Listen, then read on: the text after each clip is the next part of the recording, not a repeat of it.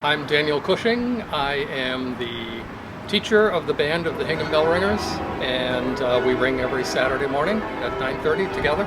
The bell tower was built in 1912, and the bells are on the original bearings, so these bells swing in a full circle, and they are basically on a steel bearing that's in a steel cup, and that's what they pivot on, and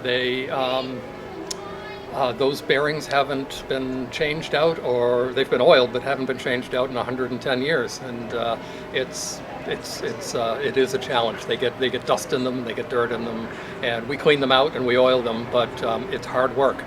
Well, it's unique. There's only about 40 bell towers in North America that have these kinds of bells, and there are 5,000 towers in England. There's almost one in every village, and several in every city. So they're unique. This is the only freestanding bell tower with this kind of bells in it in North America. So it's not only historic because it's so old and that it's also memorial to the early settlers, but it's just unique as an instrument. So it has a unique sound, and they're just kind of fun to ring.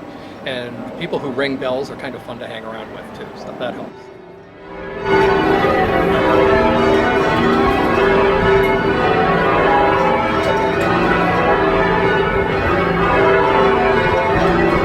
I was 12 years old, and I had a friend who was a bell ringer here, and he said, "You should try that."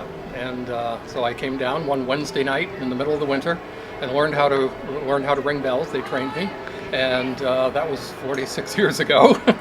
And I've been ringing on and off ever since, but I seem to have become the person who can teach people how to ring, so that's kind of my role. It's a team effort, so each of the bells are tuned down a scale, and so you ring the next biggest bell to the person in front of you. It takes an awful lot of senses, more sense than does strength, but it's really a wonderful feeling just to ring as a team, and when you can hear that all the bells are striking in the right order, it's very satisfying. It can be incredibly euphoric. It's really wonderful when all the bells are going and everybody's kind of ringing together and in the right sequence. It can be really really wonderfully euphoric. I remember one particular night. It was the night that the Vietnam War ended, and we rang for that, and we all had goosebumps, and people from the town came up to the tower, and everybody was just celebrating. That's what bells are for.